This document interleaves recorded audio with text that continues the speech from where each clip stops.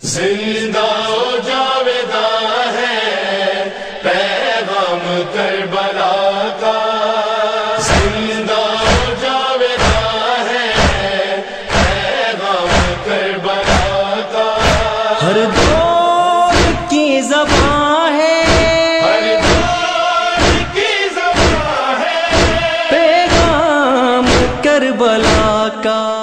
حسبنا اللہ ونعم الوکیل، نعم المولا ونعم النصیر۔ اعوذ باللہ من الشیطان الرجیم، بسم اللہ الرحمن الرحیم۔ الحمد للہ الذی یؤمن الخائفین وينجي الصالحين ويجزع المستكبرين ويهلك ملوكا ويستخلف آخرين، والصلاة والسلام على رسول الثقلين محبوب رب المشرقين والمغربين جد الحسن والحسين نبینا سیدنا ابی القاسم محمد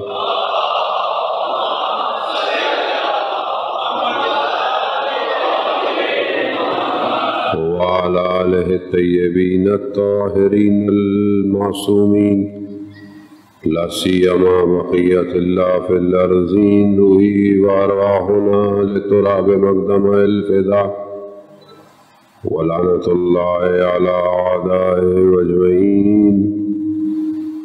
بسم اللہ الرحمن الرحیم، رب اشرح لی صدری ویسر لی امری واحلل عقدۃ من لسانی یفقهوا قولی، اما بعد فقد قال اللہ تبارک وتعالی فی کتاب الحکیم والقرآن المجید، وما خلقت الجن والانس الا ليعبدون۔ صلوات بھیجتے محمد۔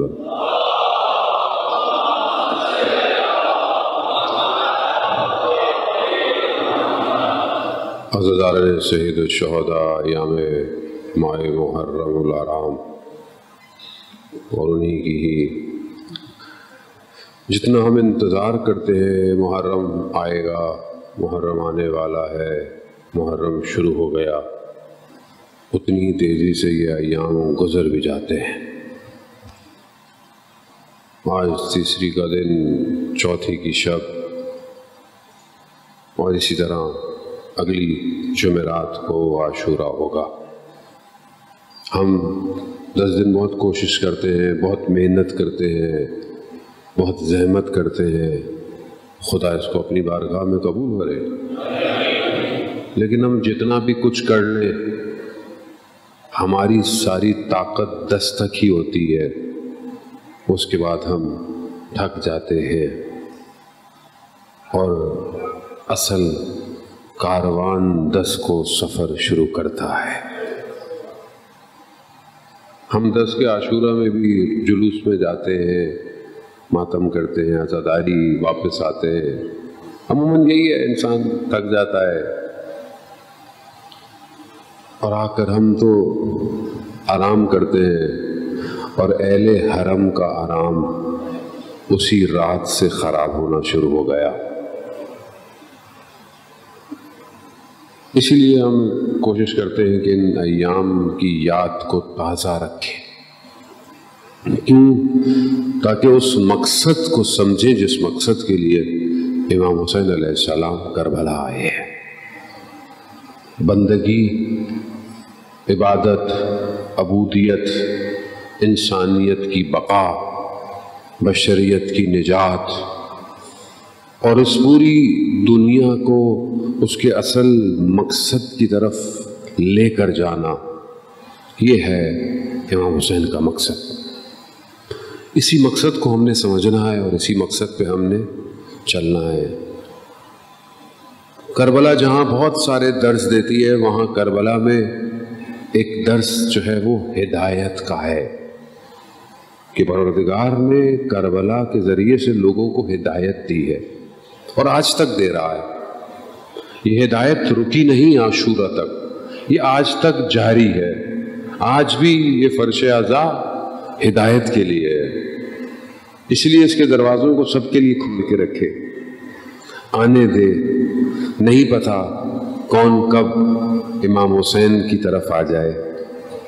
آنے دے لوگوں کو، آنے دے. ایسی بات نہ کرے، ایسی چیز نہ کہے، محدود نہ کرے. وہ حسین کہ جو مکان اور زمان میں قید نہیں، اس کو فرقوں میں محدود نہ کرے. کیوں؟ کیونکہ ہر زمانے میں حسین ہے، ہر مکان پہ حسین ہے. امام حسین 61 ہجری میں کربلا رکی نہیں ہے، کربلا ہر زمانے میں ہے. اسی لیے ہم بار بار یہ پیغام پہنچاتے ہیں اور آگے بڑھتے ہیں.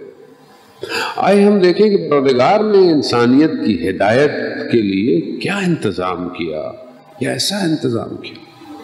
پروردگار اپنے ہادیوں کو بھیج رہا ہے، ایک کے بعد ایک کے بعد ایک.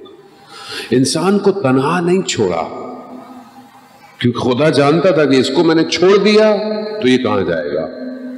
جہاں چھوڑا ذرا سا بھی کچھ ہوا، فاصلہ آیا ہادیوں کے درمیان میں، کبھی فرعون پیدا ہو گیا، کبھی شداد، کبھی قارون. یہ لوگ بنتے گئے بنتے، لیکن پھر بھی پروردگار نے ان سب کی ہدایت کے لیے اپنے بندوں کو بھیجا. مگر انہوں نے کیا کیا؟ حضرت ابراہیم کے ساتھ کیا کیا؟ حضرت ابراہیم کو آگ میں جھونک دیا گیا. اتنی آگ بڑی تھی کہ وہاں تک حضرت ابراہیم کو بھیجنے کے لیے بھی انہیں انتظام کرنا پڑا. اتنی آگ. ایک شخص سے کیا گھبراہٹ تھی انہیں؟ بھئی ظاہری طور پر تو حاکم تھے، بادشاہ تھے، جو بھی تھے، طاقت تھی. ایک شخص سے کیا گھبراہٹ ہے؟ تو اب سمجھ میں آتا ہے کہ جو اللہ کا نمائندہ ہوتا ہے، وہ چاہے ایک ہی کیوں نہ ہو، وہ پوری دنیا کو پلٹ سکتا ہے. اللہم صلی علی محمد. وہ پوری دنیا کو پلٹ سکتا ہے. اب کیا کریں؟ ایسا انتظام کرو کہ رہے نہیں. اتنی آگ کی فطرت کیا ہے؟ آگ کی نیچر میں کیا ہے؟ جلا دینا. اگر جلائے نہیں تو آپ کیا بولیں؟ آگ ہی نہیں ہے. اور آپ دیکھیں نا کچھ جل رہا ہے اور ہاتھ کریں، وہ تو ایسی روشنی ہے، لائٹ ہے، آگ نہیں. آگ کیا ہے؟ آگ جلاتی ہے، اس کی حاکمیت ہے جلا دینا آگ کا. یہاں پھینکا گئے، جاتے جاتے معاملے ہو گئے. حضرت ابراہیم کے آئے، حضرت ابراہیم کے پاس حضرت جبرائیل، میں کچھ کروں آپ کے لیے؟ کہا نہیں. کہا وہ خود کرے گا. کہا کیوں پروردگار؟ کیوں؟ خلیل اللہ، اللہ کا دوست. اللہ کا جو دوست ہو جائے، کائنات کے چپے چپے کو پتہ چلتا ہے یہ اللہ کا دوست ہے. کیا کیا؟ قرآن کی آیت ہے عزیزان محترم، آگ کو پروردگار نے ٹھنڈا کر دیا. صرف ٹھنڈا نہیں کیا، بلکہ اس کو سلامتی کے قابل بھی بنا. اگر کوئی چیز ٹھنڈی ہو وہ بھی نقصان دیتی ہے، نہیں، ٹھنڈا کیا اور سلامتی میں کنورٹ کر دیا. آگ کی تو حاکمیت جلانا تھی پروردگار، کیا کیا؟ خالق ہر چیز سے اس کی حاکمیت چھین سکتا ہے، چھین لیا آگ سے. خوب، اب کچھ کہوں جس کے دل میں حب علی ہو،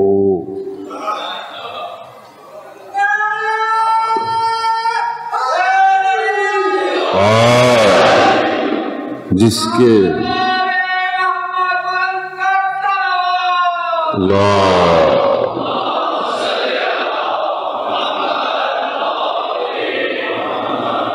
جس کے دل میں محبت علی ہو آگ اس کو کیسے جلائے گی؟ گھبرا گیا وہ مولانا تو بہت ہی مولائی باتیں کرتے ہیں۔ عزیزان محترم، محبت ہو، صرف زبان پہ نہ ہو، دل میں ہو۔ آئیں، میں اپنی طرف سے نہیں کہہ رہا، خطابت نہیں ہو۔ شخص آیا خراسان سے، چھٹے امام جعفر صادق علیہ السلام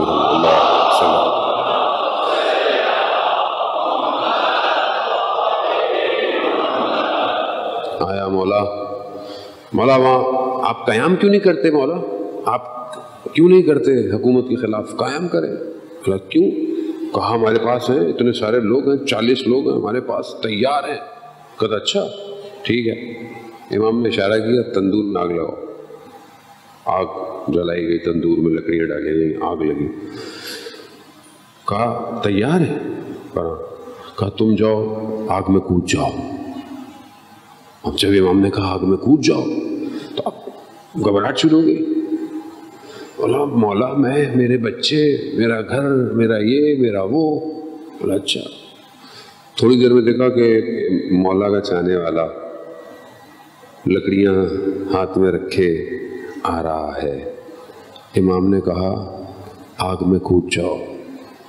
پوچھا نہیں کیوں، کیسے، کب، کود گیا۔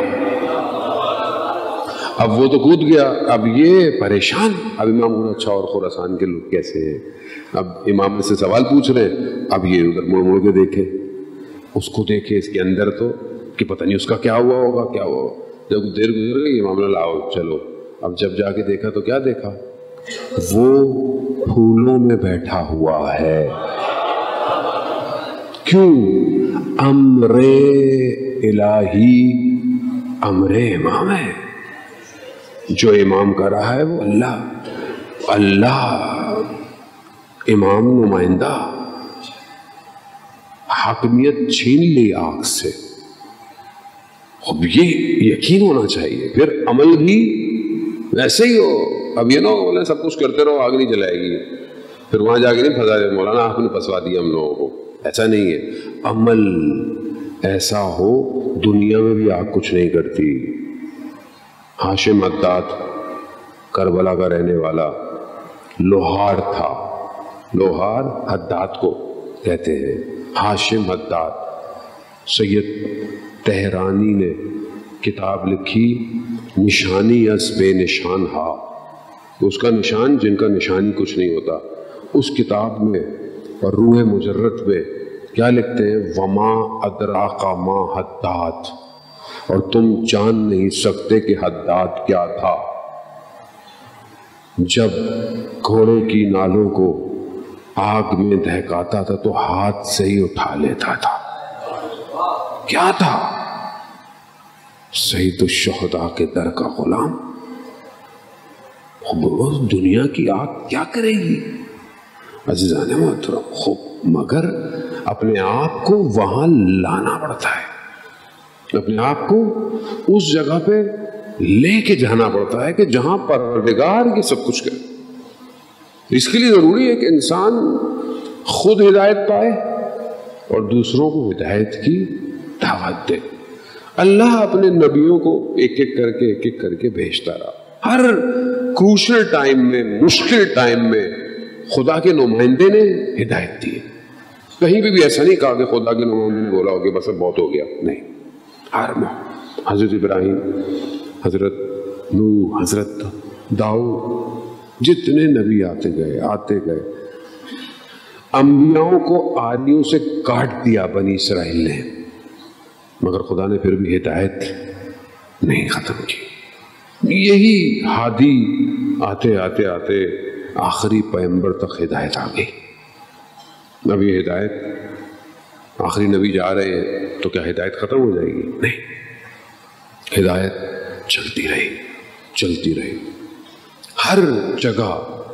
رسول خدا جب مکہ میں بھی تھے، طائف گئے، لوگوں کو ہدایت دینے، تبلیغ کے لیے، اسلام کی دعوت، لوگوں نے اتنا مارا کہ رسول خدا لہو لوہان ہو گئے۔ حضرت جبرائیل آئے کہ میں 2 پہاڑوں کے درمیان اس وادی کو تباہ کر دوں، کہا نہیں، شاید کوئی ایک شخص ہدایت پا جائے، ایک شخص۔ وہ بھاگ گیا، وہ غلام، جو یہودی غلام تھا باغ میں، اس کے مالک نے کہا کہ دیکھو اس شخص کے قریب نہیں جانا، یہ جادوگر ہے، یہ سحر کرتا ہے۔ یہ جیسے گزرا رسول نے اس کو سلام کیا، یہودی غلام تھا، غلام کو کبھی کوئی سلام ہی نہیں کرتا تھا۔ اس نے کہا کہ یہ شخص تو مجھے سلام کر رہا ہے، جواب دیا، اور پھر اس نے بتایا کہاں کے، اور رسول خدا کا فلانی جگہ۔ تو رسول خدا نے بتایا کہ اچھا فلانے نبی کی ماننے والے وہاں جگہ کیوں؟ بس تھوڑی دیر ہوئی مسلمان ہو گیا۔ تو رسول کا کمال تھا وہ تو۔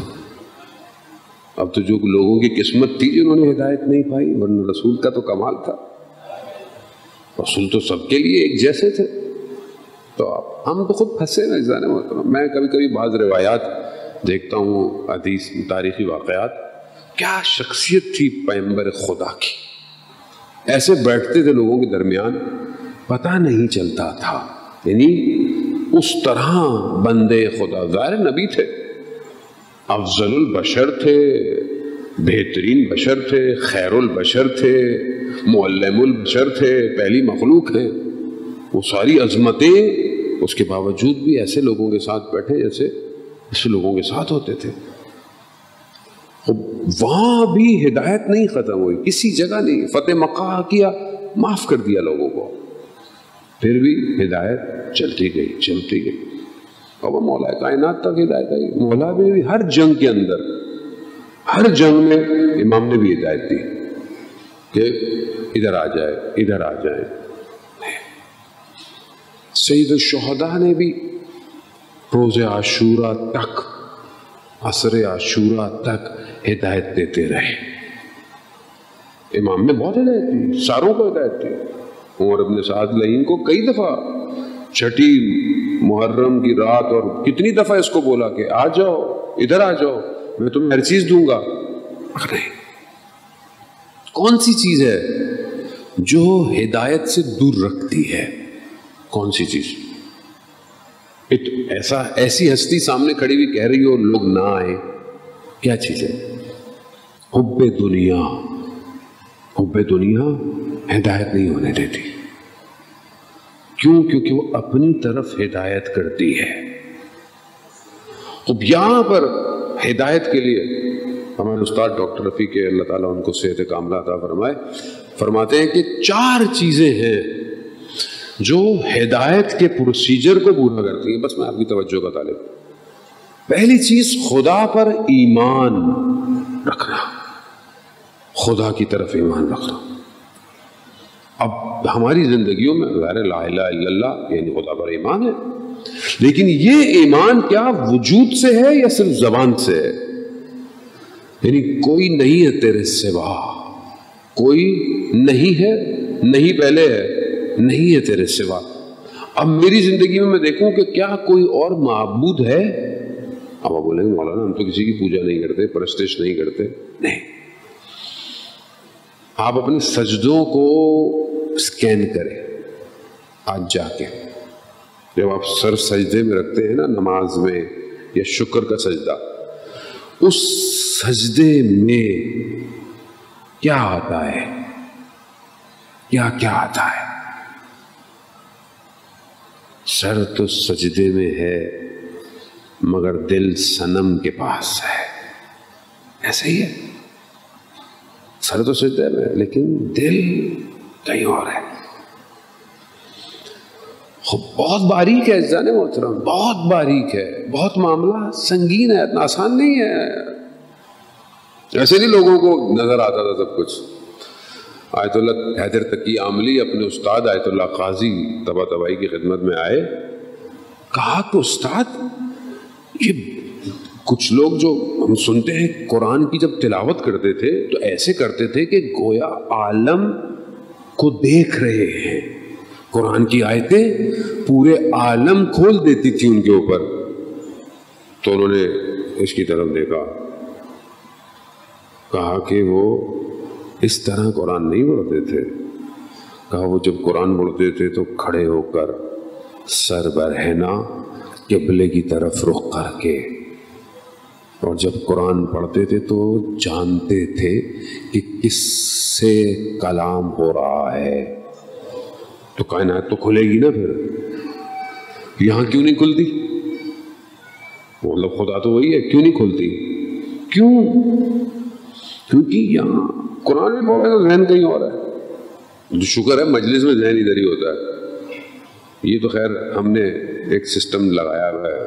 لوگ کہتے ہیں مولانا کون سا سسٹم ہے؟ یہ لوگ دیکھ رہے ہوتے ہیں آپ کو. بہرحال یہ بھی ایک سسٹم ہے. یہ تو اللہم صلی علی محمد.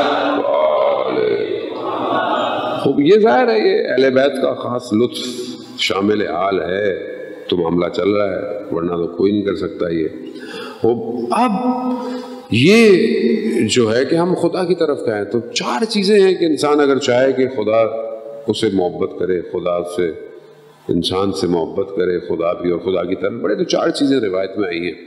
خود رسول خدا سے حدیث ہے، اور رسول خدا فرماتے ہیں کہ پہلی چیز جو ہے جو خدا کی طرف انسان کو لے کے جاتی ہے وہ ہے سکوت، خاموشی. یعنی جو جتنا کم بولے گا اتنا کامیاب ہے. جب رسول خدا معراج پہ گئے تو رسول خدا کو دکھایا گیا. اہل آخرت کون ہے؟ اہل آخرت وہ ہیں جو زندگی میں کم بولتے تھے. کم. حضرت لقمان سے پوچھا گیا کہ آپ یہ لقمان کیسے بن گئے؟ کہا کم بولنے کی وجہ سے. جو کم بولتا ہے خدا اس کے وجود میں حکمت جاری کر دیتا ہے. حکمت یہ حکیم والے نہیں، حکمت یعنی عقل والی حکمت.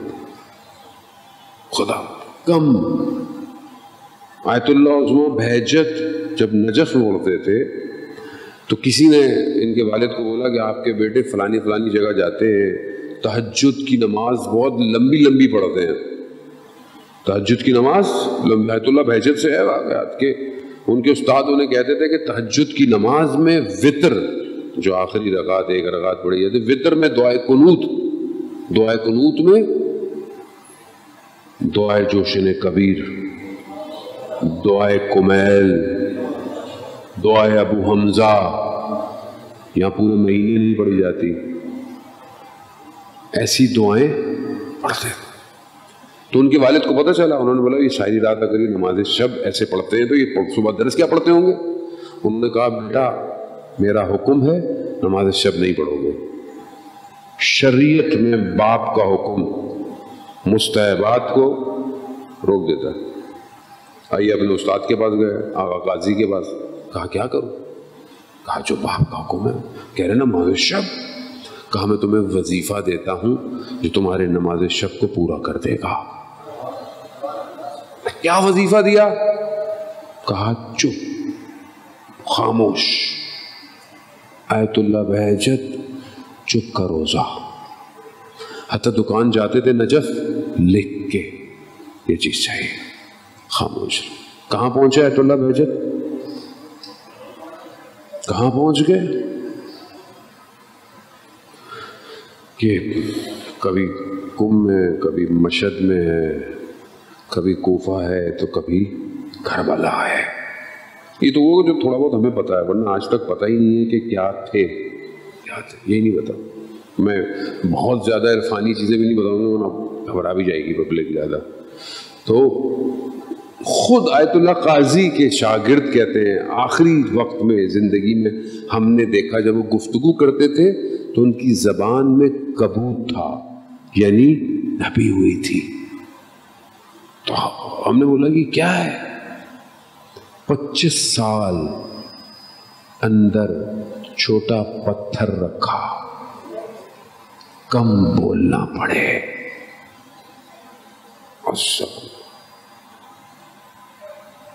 ہمیں کیا پتا، ہم تو سارا دن جو ہے اچھا بولنا تو دور کی بات، چلو اچھا بولے تو مسئلہ نہیں ہے، لیکن آدمی بولے گا. اور یہ جو آ گیا نا آج کل سوشل میڈیا، یہ بھی بولنا ہی ہے اصل میں. یعنی آپ خاموشی نہیں بیٹھ رہے، آپ ایک ہی چیز کو 200 گروپ 300 گروپ، ادھر بھی فارورڈ ادھر بھی فارورڈ ادھر بھی فارورڈ، یہ بھی بولنا ہی ہے. یہ بے چینی ہے، یہ میں سب سے پہلے فارورڈ کروں، یہ بھی بولنا ہے. اس کا بھی حساب کتاب ہوگا، یاد رکھیے گا.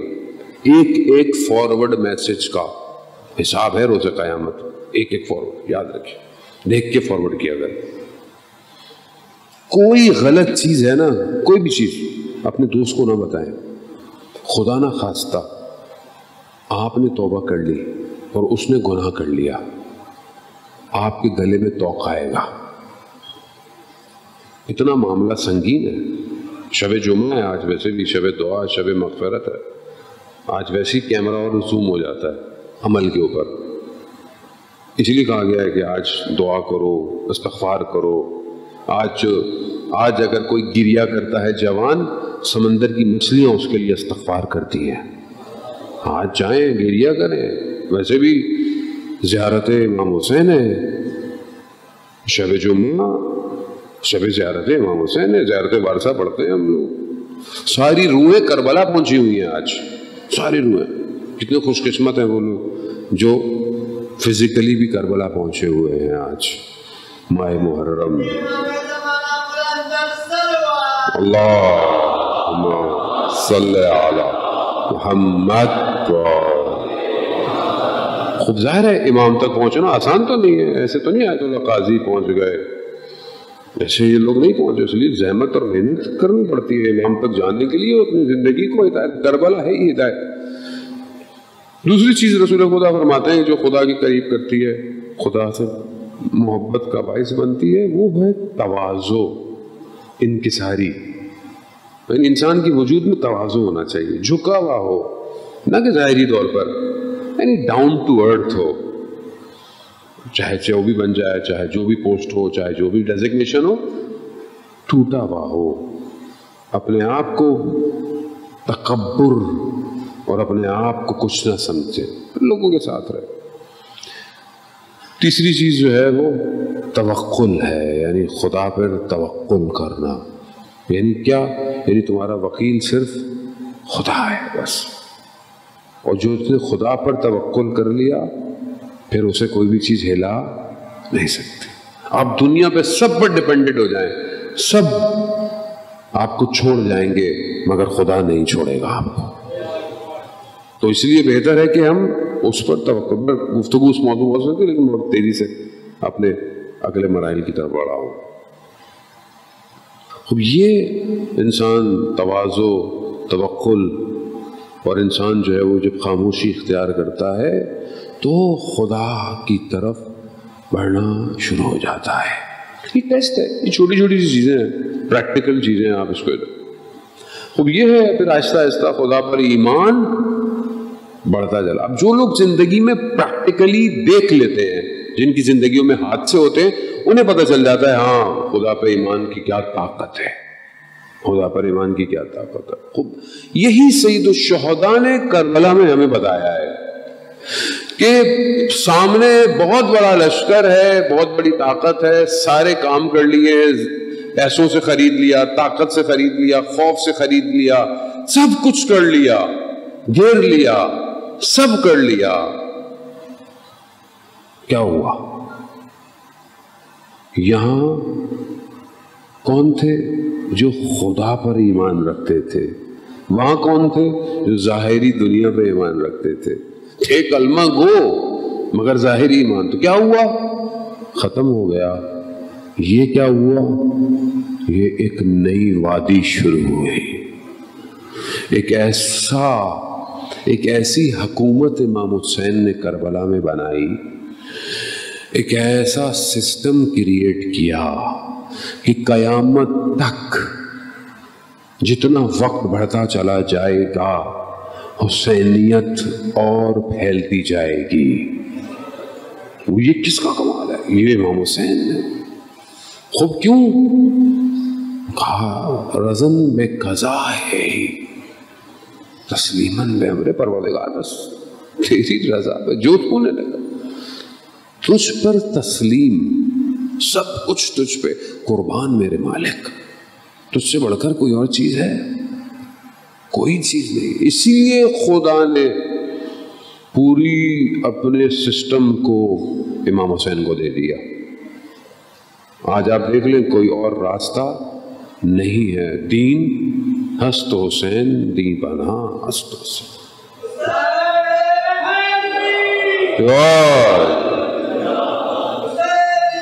زندہ آباد، مردہ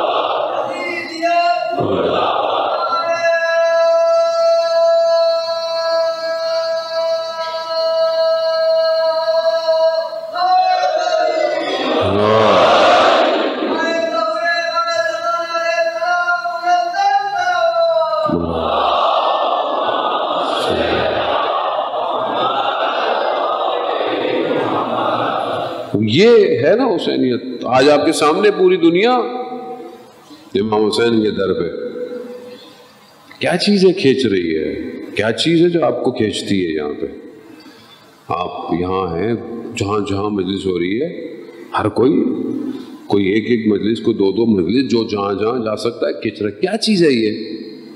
کیا چیز ہے جو دلوں کو جوڑ رہی ہے؟ خدا نے کیا دیا ہے؟ آپ نے دیکھا ہے کربلا؟ آپ نے امام کو دیکھا؟ نہیں۔ 1400 سال گزر گئے۔ کیا چیز ہے جو آپ کو آج اتنا جوڑے رکھے ہوئے ہے؟ تن پہ سیاہ لباس پہننے پر مجبور ہیں آپ۔ کیا چیز؟ خدا۔ خدا کیا کہتا ہے؟ تم میرا ذکر کرو، میں تمہارا ذکر کروں گا۔ یہ ذکر ہو رہا ہے، یہ وہ ذکر ہے کہ جہاں قرآن کہہ رہا ہے الا بذکر اللہ تطمئن القلوب، آگاہ ہو جاؤ، اللہ کا ذکر دلوں کو اطمینان دیتا ہے۔ چھٹے امام فرماتے ہیں نحنو ذکر اللہ، اللہم صلی علی محمد کہ نحنو اللہ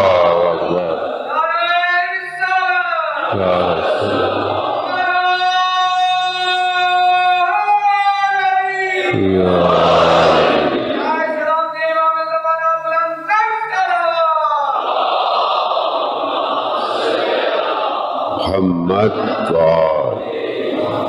چھٹے امام فرماتے ہیں نحنو ذکر اللہ، ہم اللہ کا ذکر ہے، وہ ہمارا ذکر کرو تمہارے دل مطمئن ہو جائیں گے، اطمینان ہو جائیں گے۔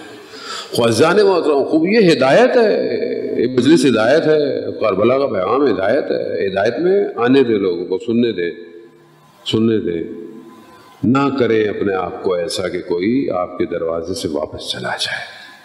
کیا کہیں گے روز قیامت؟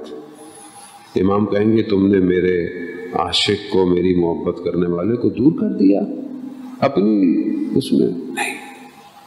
اب یہ ہدایت ایمان کو بڑھاتی ہے۔ دوسرا جو سٹیپ ہے کربلا کے اندر ہدایت کا، وہ توبہ ہے، انابے، یعنی پلٹنا، پلٹ آؤ، جو ہو گیا وہ ہو گیا، پلٹ آؤ۔ جیسے آپ ہائی وے پہ جا رہے ہو اور آپ کہیں غلط چلے جائیں تو آگے سے آپ کو یو ٹرن لینا پڑے گا، موٹر وے پہ آپ کو ایگزٹ لینا پڑے گا۔ کیوں؟ کیونکہ آپ کھو گئے ہیں، غلط چلے گئے۔ سائن بورڈ لگے ہوئے ہیں، پلٹ آؤ، پلٹ آؤ۔ کربلا پلٹانے کے لیے ہے، پلٹ آؤ۔ کتنی ہی دور چلے گئے ہو، ہر جگہ، ہر سال، ہر شہر، ہر گلی، ہر جگہ یہی پیغام، کربلا پلٹ آؤ۔ یہ پلٹنا نہیں ہے۔ اتنے 100 سال گزرنے کے بعد پوری دنیا کے اندر مجلس ہو رہی ہے، یہ کیا ہے؟ پلٹ آؤ، آنے دو۔ جتنا دور جاؤ گے، جتنا تیز جاؤ گے، اتنی دیر لگے گی۔ بہتر ہے ابھی راضی ہو جاؤ، توبہ یہی ہے زن محترم. آپ جوان ہیں ماشاءاللہ. جو جوانی میں توبہ کرتا ہے نا اس کا مزہ ہی کچھ اور ہے. ترک لذت میں جو لذت ہے نا وہ حاصل لذت میں نہیں ہے. شاید آپ سمجھ جائیں. یعنی کوئی لذت مل رہی ہے اسے چھوڑ دو. کیوں چھوڑ دو؟ اس کے لیے چھوڑا ہوں. کیا لذت ہوگی؟ یہی تو خوبی ہے زن محترم. مل رہا ہے نہیں تیری خاطر, تیری خاطر پڑے گا, تیری خاطر. رجب علی خیاط گھر میں نامحرم گناہ موجود, کہا میں دروازہ بند کر کے آتا ہوں. جانے لگے, دروازے کھڑے کھڑے خدا سے فیصلہ کر لیا, سودا کر لیا, لین دین کر لی. کہا پروردگار تیری خاطر دروازہ کھول کے باہر جا رہا ہوں, تو میری خاطر کیا کرے گا؟ کھولا, باہر گئے, خدا نے عالم برزخ کھول دیا. کر کے دیکھے زندگی میں, وہ جب تک کریں گے نہیں تجربہ نہیں کر سکتے. نامحرم نظر آئے آنکھیں جھکا لیں, کوئی نہیں دیکھ رہا, نہیں دیکھ رہا, خدا کو دیکھ رہا ہے. خدا تیری خاطر, یہی توبہ ہے. روز سونے سے پہلے توبہ کرے. وہ نہیں پتا انسان سے کب کون سی غلطی ہوئی ہو, پتہ نہیں. مر سوئے, روح واپس بھی آئے گی یا نہیں آئے گی بدن میں. توبہ کر کے سوئے, وضو کر کے سوئے. ایک عالم دین کہتے ہیں کہ ہم سب وضو میں تھے, ہمیں کچھ کرنا تھا, تو انہوں نے کہا کہ باقیوں کو ضرورت نہیں ہے وضو کی سوائے ایک کے. وہ خود شخص کہتا ہے میں سمجھ گیا ہی مجھے کہہ رہے ہیں. کیوں؟ کیونکہ جو لوگ وضو میں تھے ان کے وجود سے نور نکل رہا تھا. با وضو رہے ہر وقت, کیا پرابلم ہے؟ کتنی دیر لگتی وضو کرنے میں؟ وضو کر, ہر وقت وضو میں. اولیاء خدا یہ ان کے سٹیپ میں سے ایک سٹیپ ہے کہ ہر وقت وضو میں رہو. وضو نہ جاؤ, وضو کر لو. کیا مادی فائدے بھی ہوتے ہیں, رزق میں بھی اضافہ ہوتا ہے, اور مانوی فائدے بھی ہوتے ہیں. اور جب آپ وضو میں ہوں گے تو آپ منہ سے کچھ بولتے وقت شرم کریں گے. آپ دیکھتے ہوئے, آپ وضو میں ہوں, نماز پڑھنے جا رہا ہوں, نہیں دکھاؤ بھائی, نہیں ابھی میں وضو میں ہوں, ہے نا ایسا. تو ہر وقت وضو میں رہو, نہیں دیکھو گے کچھ. پھر میں وضو میں ہوں. کتنا آسان دین ہے, کتنا مشکل کر دیا ہے مولویوں نے. صلاۃ بھیجتے محمد والے صلی اللہ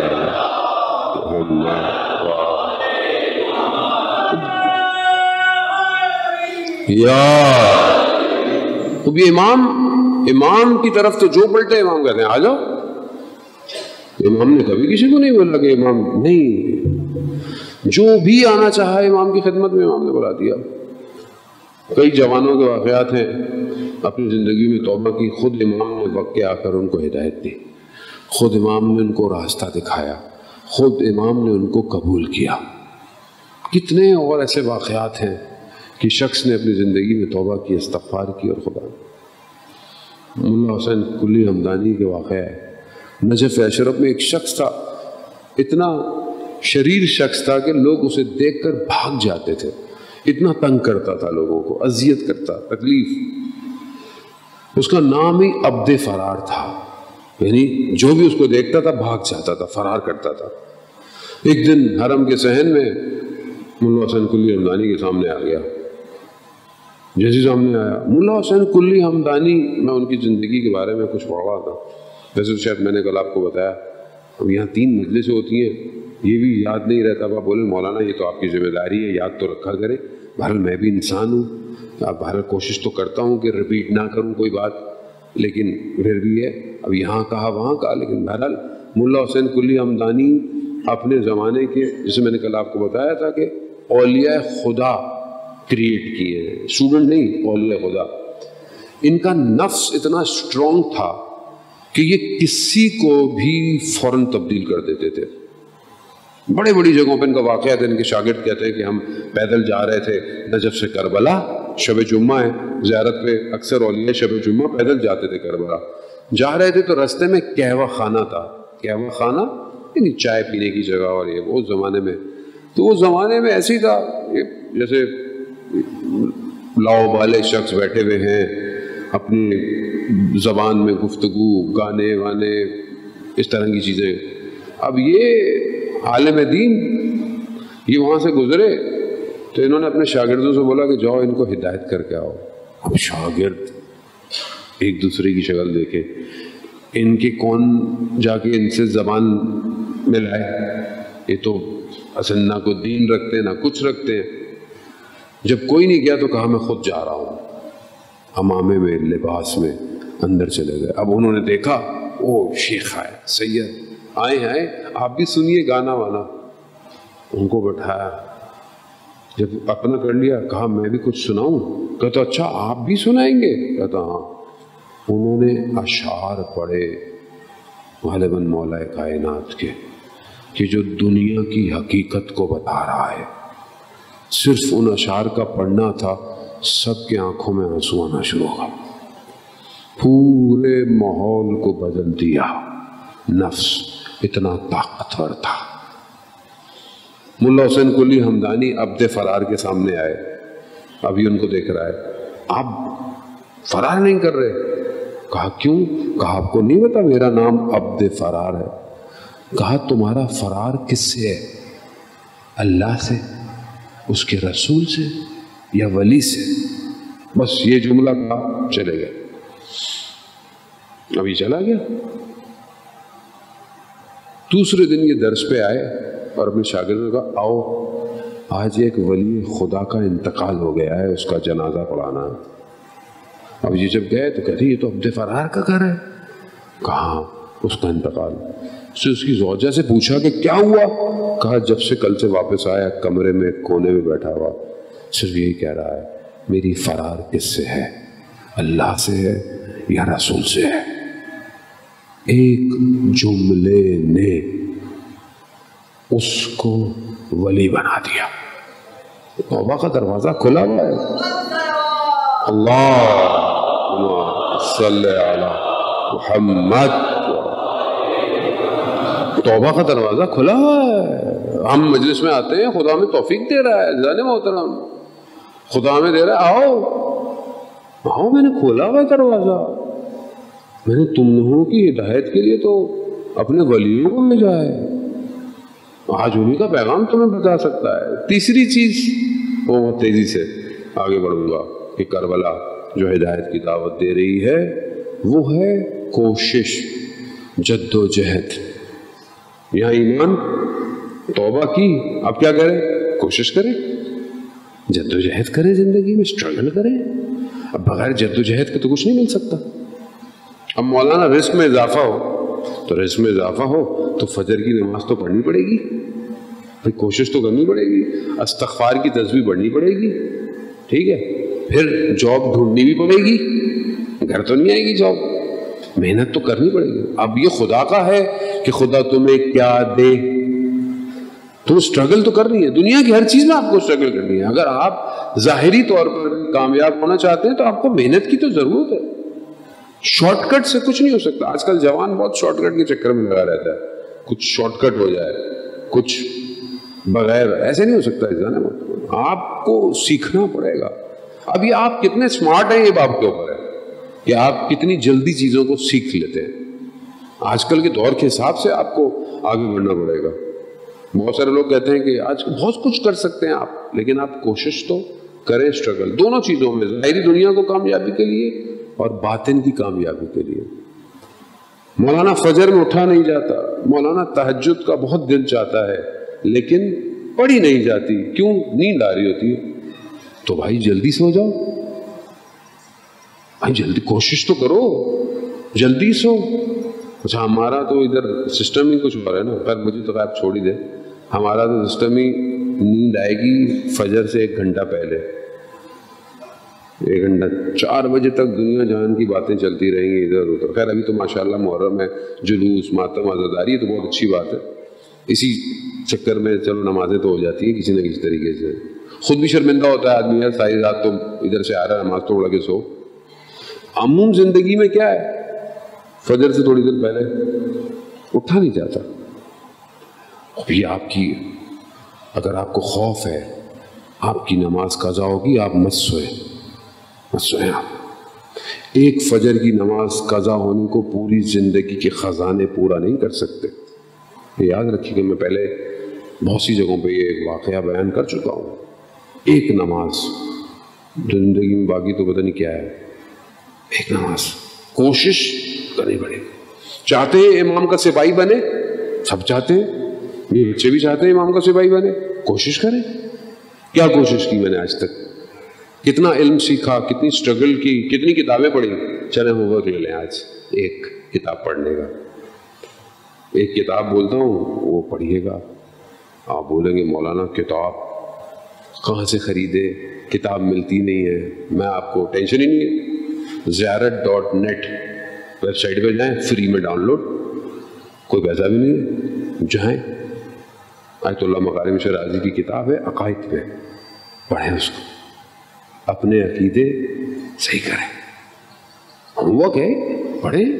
بغیر محنت کے کیسے امام کا ساتھ دیں گے آپ مجھے بتائیں؟ امام کو شخص چاہیے، وہ پڑھیں جانے والا۔ چوتھی اور آخری چیز، اور آپ کو میں نے بہت زحمت دی ہے جانے میں، ایمان، توبہ، محنت، یہ سب کو پرواز دیتا ہے۔ چوتھا کیا ہے؟ توسل۔ توسل سب کو تیز کر دیتا ہے۔ اللہم صلی علی محمد۔ توسل کریں، اہل بیت سے توسل کریں عزیزان وہ، جو انہوں نے ان کو وسیلہ قرار دے دیا وہ بہت تیزی سے چلے جاتے ہیں۔ جہاں مشکل میں پھنسے توسل کریں، جہاں کچھ نہ ہو رہا وسیلہ کریں، دل سے دیں، یقین سے۔ ویسے بھی شب جمعہ ہے، ویسے بھی شب دعا ہے، وسیلہ قرار دیں۔ سید الشہداء کا وسیلہ، ایسا وسیلہ کہ جسے خدا خود کہہ رہا ہے کہ امام حسین کے لیے رسول خدا کہ یہ ہدایت، یہی وسیلہ ہے نجات کا، اس کے علاوہ کوئی نہیں۔ ہماری زندگی میں توسل کتنا ہے؟ بہت سے لوگ مجھ سے مولانا صاحب توسل کیسے کریں؟ کیسے کریں توسل؟ کیا کریں ہم؟ دعائے توسل پڑھیں، وہ خود ایک دعائے توسل ہے، طریقہ ہے۔ ورنہ آپ خدا کو وسیلہ قرار دیں، پروردگار تجھے واسطہ اپنے ان بندوں کا کہ جن کے ذریعے سے تو نے ہمیں ہدایت دی، خود یہ وسیلہ ہے۔ اور یا خود متصل ہو کسی ائمہ سے، کسی امام سے، کسی معصوم سے، خود متصل ہو، حتیٰ شہداء سے وسیلہ بنائے، شہداء سے توسل کرے۔ شہداء زندہ ہیں، رزق دیتے ہیں، ان کو وسیلہ بنائے، اولیاء خدا کو وسیلہ بنائے۔ ہم تو ہر جگہ تھے، ہم جب کسی حرم میں جاتے ہیں تو ظاہر ہے ان کو، حرم کے اندر جو علماء دفن ہیں ہم تو ان کو بھی نہیں فارغ چھوڑتے۔ اللہ آپ گئے، اللہ آپ کو یہ مقام مل گیا، آپ کچھ ہمارے لیے بھی انتظام کیجیے، وسیلہ۔ میرا ایک تھیسس پھنس گیا تھا، ریسرچ پیپر حل ہی نہیں ہو کے دے رہی تھی۔ مجھے کسی نے کہا کہ شہید مطہری کی قبر پہ جا کر فلانی سورہ یاسین پڑھ کے دیا کرے۔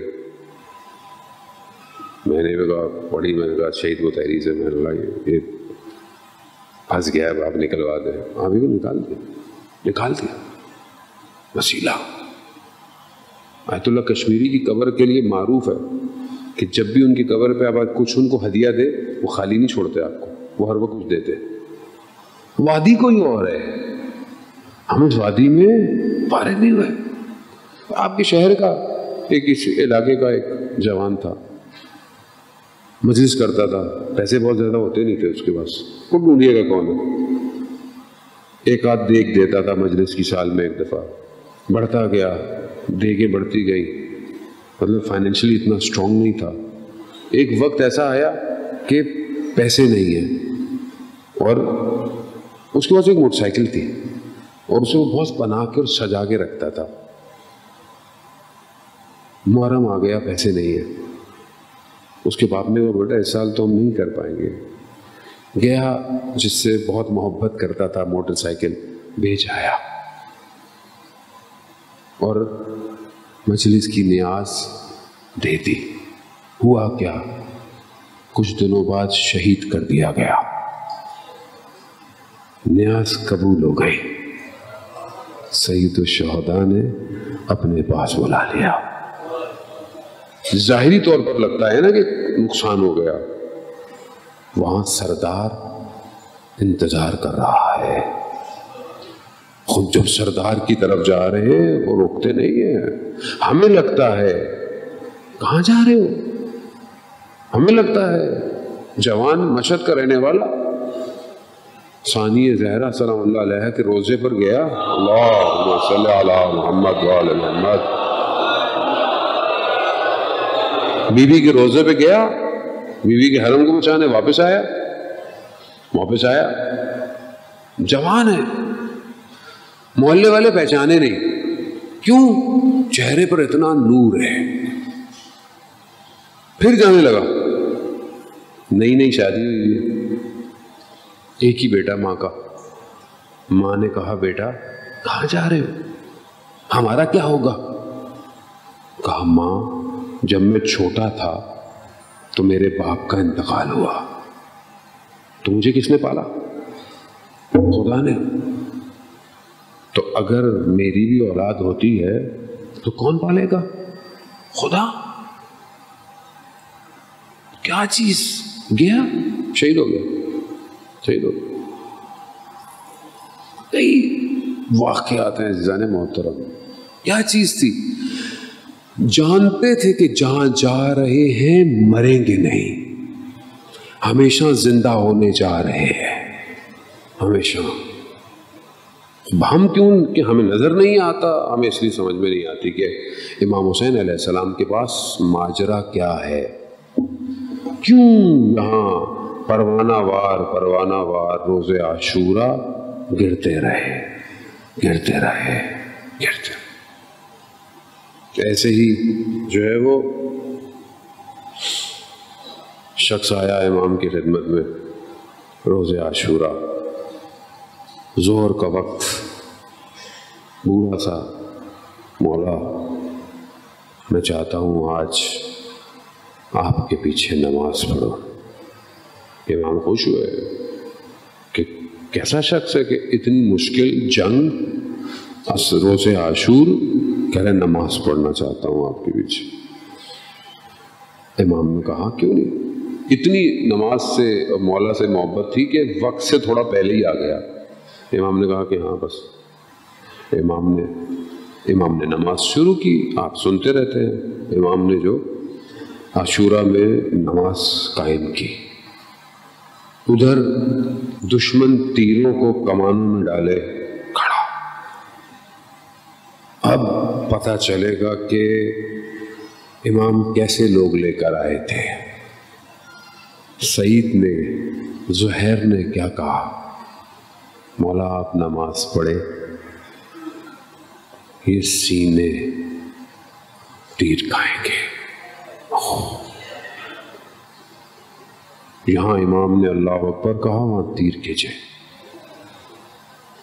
کبھی ادھر سے تیر کو روکا، کبھی ادھر سے تیر کو، امام کے گرد گھومتے رہے، امام کو تیر نہیں لگا۔ 13 تیر سعید نے کہتے ہیں کھائے، 13 تیر سعید نے کھائے۔ آسان ہے؟ نہیں۔ ایک عالم دین مجلس پڑھا کرتے تھے، کہتے تھے کہ ہم بھی ہوتے تو ہم بھی تیر کھاتے۔ خواب میں دیکھا روز عاشورہ ہے، کربلا، امام نماز پڑھ رہے، یہ سامنے کھڑے ہوئے ہیں، تیر جیسے ہی آیا ہٹ گئے، دوبارہ کھڑے ہوئے، تیر آنکھ آ رہی ہے، پھر ہٹ گئے، تیر امام کو لگ گیا، تیسری دفعہ بھی تیر امام کو لگا۔ عزیزان محترم، کیوں ایسا ہوتا ہے؟ کیونکہ اندر سے تیار نہیں ہوں امام کے لیے، اندر سے، زبان سے، صرف زبان سے، اندر سے نہیں تھے۔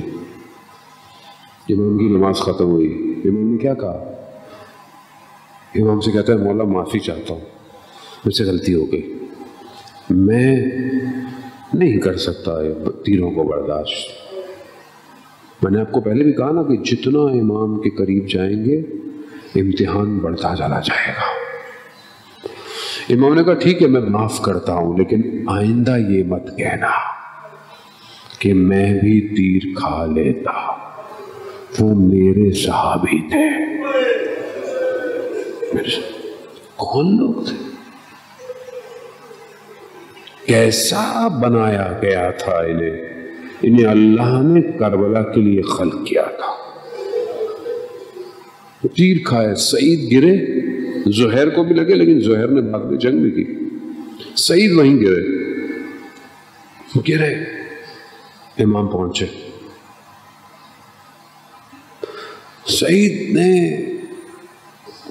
کمال کیا، کہا مولا میں نے وفا کی، قربان جاؤں، اتنا کچھ کرنے کے بعد بھی پوچھ رہا ہے مولا میں نے وفا کی۔ مولا ہاں سعید تم نے وفا کی۔ کہا مولا راضی ہے؟ میں قربان جاؤں مولا۔ کیسے گوہر چنے تھے آپ نے کربلا میں کہ لٹانے کے بعد بھی پوچھ رہے ہیں مولا راضی ہیں آپ؟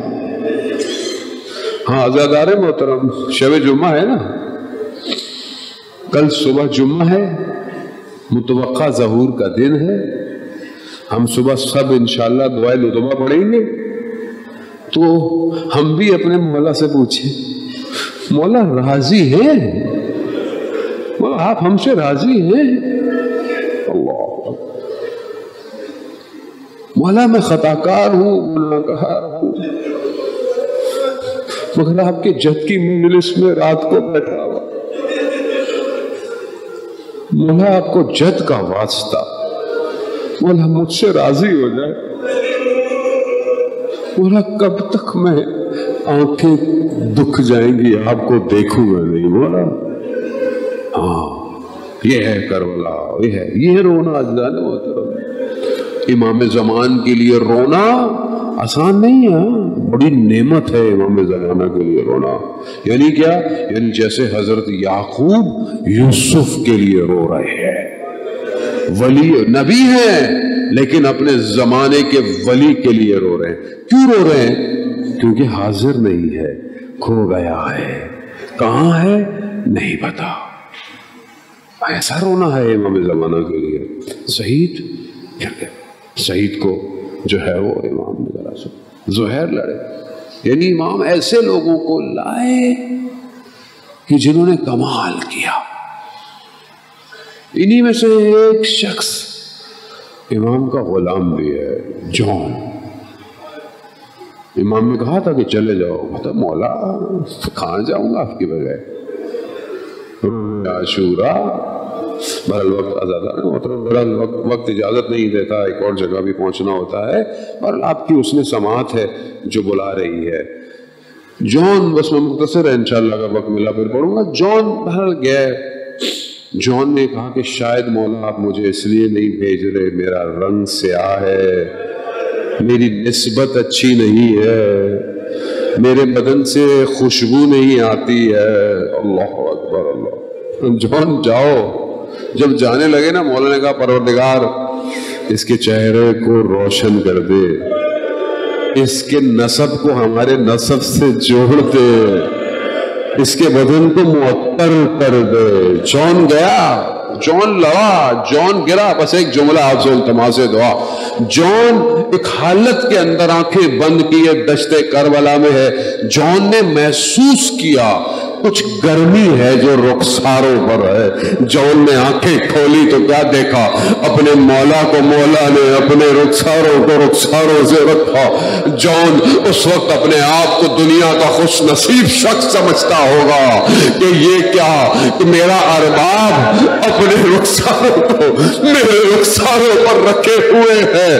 میں کہوں گا ہاں جون اگر کچھ دیر رک جاتے تو ایک اور رخسار دیکھ لیتے، ایک جوان بیٹا جس کے سینے پر برچھی پڑی ہے اس وقت بھی میرے مولا نے اپنے رخساروں کو رخسار ہوئے.